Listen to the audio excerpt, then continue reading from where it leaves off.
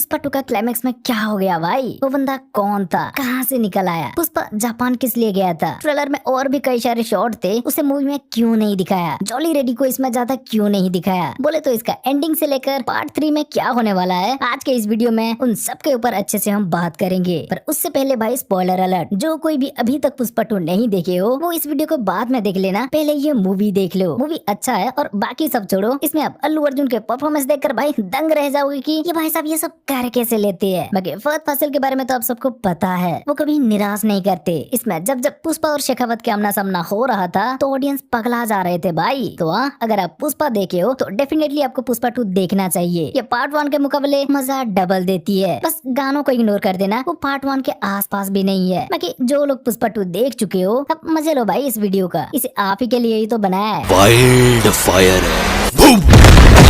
पुष्पा 2 का क्लाइमेक्स भाई ऑडियंस का दिमाग में काफी सारे क्वेश्चन मार्क छोड़ जाता है और कुछ अधूरा भी लगता है। लेकिन वही सारी चीजों को जब पार्ट 3 द रैम्पेज से जोड़ दिया जाता है तो काफी इंटरेस्टिंग भी लगता है। देखो पार्ट 1 का टाइटल पुष्पा द राइज था, तो उसमें हमने क्या देखा? पुष्पा को जीरो से सिंडिकेट का चेयरमैन बनते हुए देखा। फिर पार्ट 2 का टाइटल अब पुष्पा द रूल है, तो इसमें हमने क्या देखा? पुष्पा पहले अपने लोगों को छुड़ाने के लिए पुलिस स्टेशन खरीद लेता है। फिर जब बीबी पूछती है तो सिर्फ एक फोटो लेने के लिए स्टेट का सीएम बदल देता है। और उसका भतीजी को किडनैप किया जाने के बाद तो आपको पता है, मतलब जैसा कि इसका टाइटल है वैसे इस बार पूरा मूवी में पुष्पा का रूल दिखाया गया है। फिर चाहे वो सिंडिकेट में हो, शेखावत के ऊपर हो या गवर्नमेंट पर भी। और भाई सच में पुष्पा का ये रूल देखने में बहुत मजा आया। लेकिन फिर भी जब ये मूवी खत्म हुआ तो कुछ तो अधूरा लग रहा था, और उसका जवाब देने क्लाइमैक्स के बाद हमें देखने मिल जाता है पुष्पा द रैम्पेज का टाइटल, और यही टाइटल उस अधूरेपन को पूरा कर जाता है। अब देखो भाई पुष्पा द रूल में पुष्पा का रूल तो देखने मिलता है, पर उसके साथ साथ ये भी दिखाया जाता है कि पार्ट 2 में पुष्पा के पास धन दौलत शोहरत सब आ चुका है। लेकिन जिस चीज के लिए वो बचपन से तरस रहा था, इतना ऊपर आने के बाद भी, पूरा राज्य में उसका रूल होने के बाद भी उसे वो नहीं मिला था, और वो है अपने भाई से इज्जत। देखना स्टार्टिंग में ही इसका हिंट हमें दे दिया था, जब श्रीवल्ली मंदिर में सोने की मुकुट लेकर जाने पर भी पुष्पा का भाई इनका इज्जत नहीं करता। पर कोई बात नहीं, एंडिंग आते आते पुष्पा को वो भी मिल जाता है। जिस भाई ने पुष्पा को पहले दुत्कार रहा था वो आज पुष्पा को गले लगाने आ गया। मतलब पुष्पा को अपना भाई से इज्जत भी मिल गया, मुल्लटी सरनेम भी मिल गया, क्या बोले उसका फैमिली कंप्लीट हो गया। लेकिन जिस कीमत पर उसे ये फैमिली मिला है उसी वजह से इसका पूरा फैमिली खत्म भी हो गया। मतलब यात्रा सीक्वेंस में इसने जो बंदा को मारा और बाद में इसका भतीजी को उठा ले जाने के बाद इसने जिस बंदा को मारकर अपना भतीजी को वापस लाया वो और कोई नहीं, सेंट्रल मिनिस्टर के भाई और भतीजे ही थे। तो अब उसी सेंट्रल मिनिस्टर के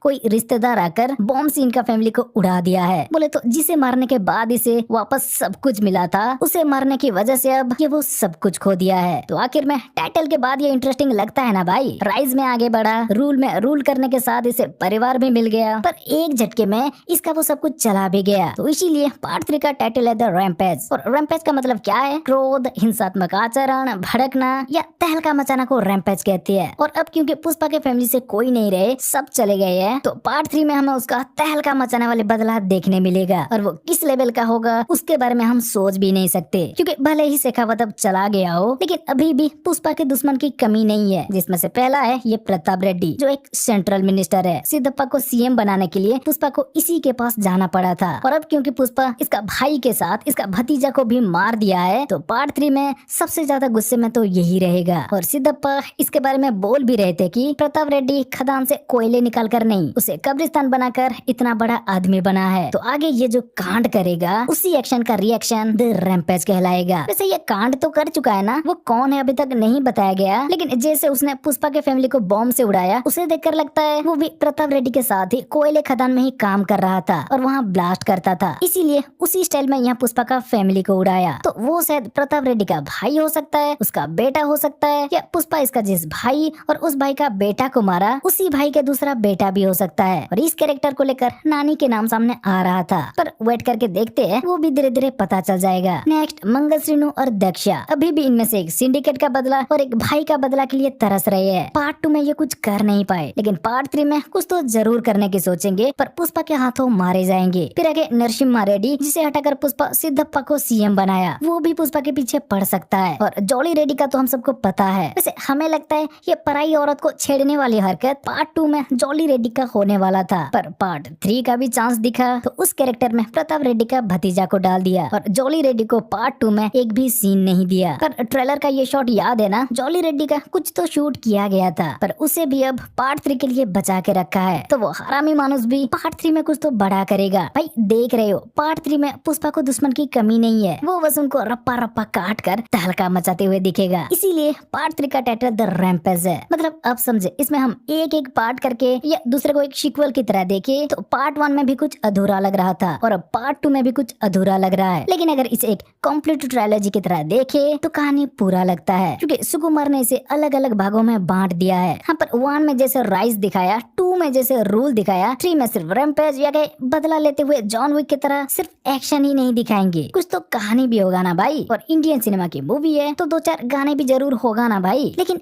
कैसे? पुष्पा का पूरा फैमिली तो उस ब्लास्ट के साथ। अच्छा, आपको वो वेयर इज पुष्पा वाली ग्लिम्स याद है? वो 2004 का था, जबकि पुष्पा की कहानी लेट 90s में चल रहा था और उस ग्लिम्स से पता चल रहा था कि पुष्पा किसी को मार कर नहीं, लाल चंदन की वजह से ही जेल गया था। अब अगर इस तबाही के बाद भी वो फ्यूचर में लाल चंदन स्मगलिंग कर रहा है तो इसका क्या मतलब? उसका फैमिली सेफ ही होगा। और जैसा कि वो शेखावत को कई बार उल्लू बना दिया था, वैसा वो बॉम्ब फोड़ने वाले को भी उल्लू बनाया होगा। ऐसा हो सकता है, तभी तो स्टार्टिंग में वो जापान का सीक्वेंस दिखाया गया था यार। हाँ, अब वैसे तो ये सीक्वेंस बहुत से लोगों को इलॉजिकल लग सकता है और बहुत से लोग ये भी बोल सकते हैं कि पुष्पा का एंट्री धांसू दिखाने के लिए उसे जापान में दिखाकर उसे इसका सपनों से जोड़ दिया और हमें चूना लगाया। पर भाई नहीं, इसके पीछे भी एक बड़ी रीजन था। यहाँ देखना, पुष्पा खुद को सबका बॉस बोल रहा था और माल भेजने के बाद पैसा नहीं मिला तो वसूली करने गया है भी बोल रहा था। पर पुष्पा 2 में जितना दिखाया गया वो तो अभी तक हमीद को ही माल बेच रहा था। मतलब स्टार्टिंग में उसका माल को जो शेखावत पकड़ा वो पुष्पा चेन्नई में मुरुगन को भेज रहा था। फिर उसके बाद बीवी को दिया हुआ बात रखने के लिए पुष्पा जब सीएम बदलना चाहा तो उसे मुरुगन से भी बड़ा डीलर की जरूरत पड़ा, तो वो फिर हमीद के साथ डील करने गया, जहाँ से वो हेलीकॉप्टर भी लाया। मतलब पुष्पा 2 की एंडिंग तक पुष्पा जापान पहुंचा नहीं था और ना ही वो